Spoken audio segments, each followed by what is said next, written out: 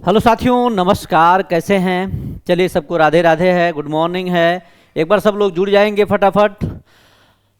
हाँ, देखिए, हम लोग टीआरई 4 को लेकर के हम बात करने वाले हैं। माननीय शिक्षा मंत्री जी का कथन और बयान, इस पे हम लोग चर्चा करने वाले। एक बार सब लोग फटाफट जुड़ जाएंगे। जो लोग नए होंगे प्लीज़ चैनल को सब्सक्राइब कर लीजिएगा।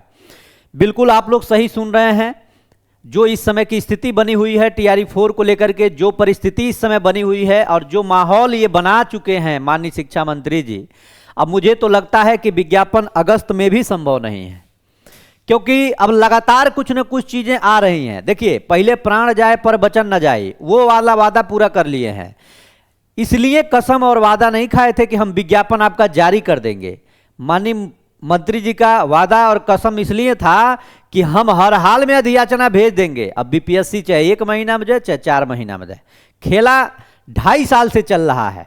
एक वो भी दिन था जब माननीय एक शिक्षा मंत्री सुनील कुमार जी हुआ करते थे, वो तो डेट निकाल दिए थे कि 12 कै तारीख को दिए थे, दिसंबर में 2 डेट निकाल दिए थे। 22 दिसंबर तक आपका पेपर होगा और 20 जनवरी तक आपका रिजल्ट आ जाएगा 2026 तक। और आज माननीय मिथिलेश तिवारी जी से हम हाथ जोड़कर विनती करते हैं, हे प्रभु, अरे ध्यान दीजिए, ये आपके विद्यार्थी हैं, आपके बच्चे हैं। इतना न सताया जाए कि सारी स्थिति परिस्थिति से एकदम ऊब जाए, आदमी छोड़ दे, मोह भंग हो जाए, पढ़ाई लिखाई बिहार का एक एक बच्चा छोड़ दे। ऐसी स्थिति, ऐसी सिचुएशन न बनाया जाए प्रभु।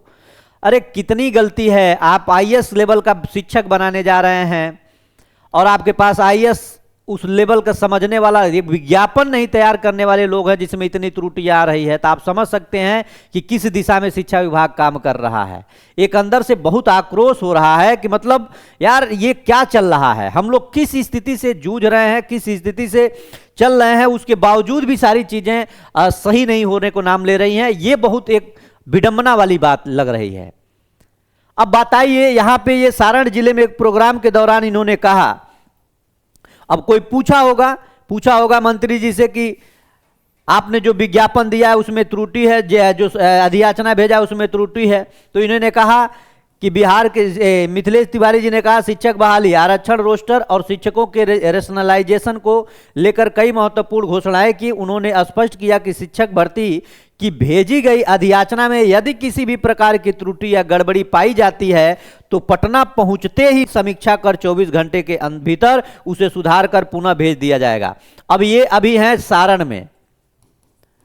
अब जब ये यहां से आएंगे पटना, उसके बाद से ना ये चेक करेंगे और 24 घंटे में ये देंगे कि भैया अब जल्दी ये लो, अब ये सही हो गया, अब एक तुरंत अब आप यहाँ पे ले जाओ, दे दो बीपीएससी को और वहां से विज्ञापन निकले।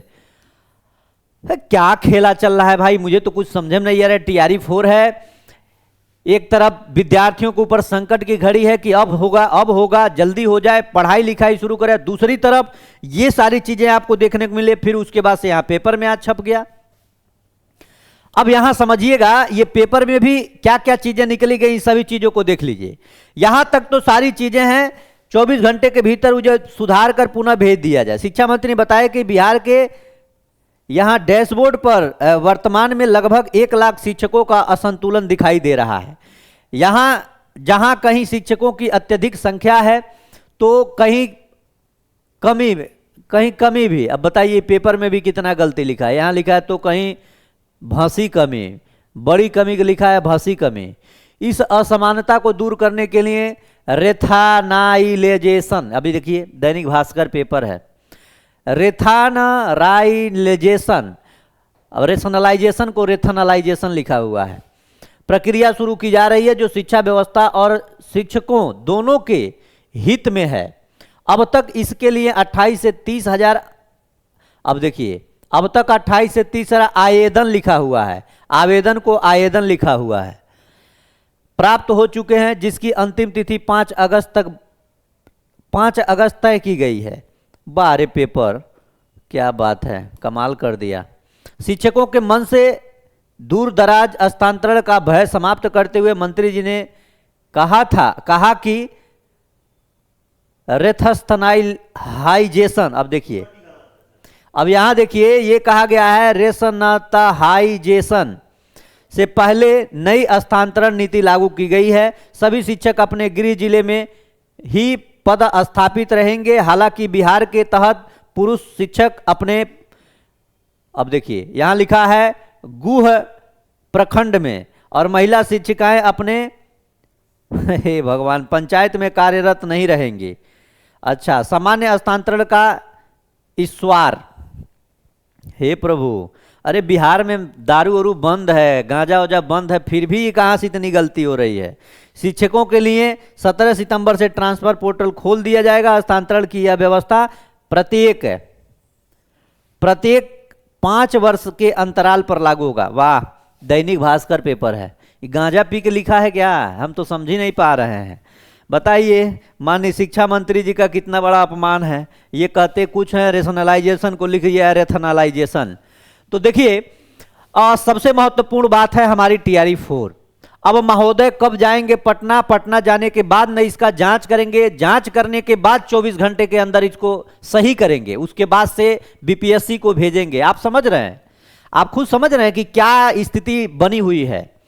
हमको तो ये लगता है, रियल में मैं बता रहा हूं कि आज आपका 4 अगस्त है, अगर कल परसों शिक्षा मंत्री जी आएंगे तो 24 घंटे के अंदर उसको मंगाएंगे, सारी चीज़ों को जांच करेंगे, उसके बाद से अधियाचना भेजेंगे बीपीएससी को। और जैसा कि ये मुझे लग रहा है कि बीपीएससी अधियाचना पाते पाते ये भी मंथ निकलेगा, और हमको लग रहा है कि अब अगस्त में जो स्थिति चल रही है, अगस्त में तो नोटिफिकेशन देने के मूड में है ही नहीं है।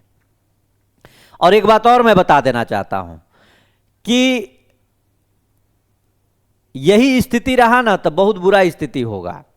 बुरा स्थिति ये होगा कि आप जिस बिहार को आगे बढ़ाना चाहते हैं वो बिहार और पीछे चला जाएगा। जब आप शिक्षा व्यवस्था को नहीं तंदुरुस्त कर पाइएगा, जब आप शिक्षकों की नियुक्ति समय पे नहीं कर पाइएगा, तो आने वाले जो पीढ़ियां, जो नौनिहाल बच्चे हैं, उनको पढ़ाएगा कौन, उनको सिखाएगा कौन, उनको दुनिया दिखाएगा कौन। और यही स्थिति रही तो मुझे तो लगता है ये बस यही है कि बस धीरे धीरे टालते जाओ, न शिक्षक बनेगा, न पढ़ाएगा, न बिहार आगे बढ़ेगा। स्थिति तो इस समय यही लग रही है। अरे भैया, लगभग 3 साल हो गया यार टीआरई 4 पे काम करते करते करते करते। अधियाचना गया, आया, परसों आएगा, नरसों आएगा, अगले महीने में आएगा, इतना आएगा, उतना आएगा। यार गजब का मजाक है। ऐसा तो जीवन में मैं पहली बार ऐसी वैकेंसी देख रहा हूं कि जिस वैकेंसी के लिए इतना संघर्ष किया गया हो। विद्यार्थी एक तरफ आक्रोशित है, लगातार अल्टीमेटम पे अल्टीमेटम दे रहा है, लेकिन फिर भी सिस्टम, और हम क्या कर सकते हैं, इंतजार ही है। हमारे विद्यार्थियों और शिक्षक बनने के रेस में जो छात्र हैं उनके जीवन में केवल और केवल इंतजार है। और ये भी मैं कह रहा हूं कि 10 साल का कम से कम आपको एज का रिलैक्सेशन देना पड़ेगा। और जितना आप लेट कर रहे हैं, जितना मानसिक स्थिति डिस्टर्ब हो रही है, उसी हिसाब से अब आपको एकल परीक्षा के माध्यम से ही इस परीक्षा को कराने की बात करिएगा महोदय, नहीं तो मामला दिक्कत हो जाएगा। विद्यार्थी बहुत आक्रोशित है। मैं आपसे रिक्वेस्ट करता हूं कि आप एक परीक्षा के माध्यम से इस बहाली को कंप्लीट करवाइए। जितना मानसिक स्थिति इस बहाली ने खराब किया है, हमको लगता है अगर इसकी न यही अगर इस जानकारी होती तो इसको 2 साल पहले छोड़ करके एसएससी, अब एसएससी क्या करेगा, एसएससी युक्त स्थिति वही है बिहार की। लेकिन किसी और क्षेत्र में विद्यार्थी जाता, कहीं और कमाता धमाता, ये बिहार है, यही स्थिति चलती रहेगी। तो बाकी आपकी क्या राय है आप जरूर कमेंट करिएगा। बाकी जो लोग नए होंगे चैनल को जरूर सब्सक्राइब करके रखिएगा। मेरा भी मन बहुत एक समझिए आक्रोशित है, मैं भी नहीं कुछ सोच पा रहा हूं क्या करूं। लेकिन फिलहाल जो भी हो रहा है, आप 10 बजे रात को जरूर जुड़िए और 1 घंटा जो भी मैं क्लास ले रहा हूं उस क्लास को जरूर पढ़िए। बाकी क्या होगा कैसे होगा उसको हम लोग देखते रहेंगे। बहुत बहुत धन्यवाद, नमस्कार। अब ज्यादा कुछ कहना ठीक भी नहीं है। धन्यवाद।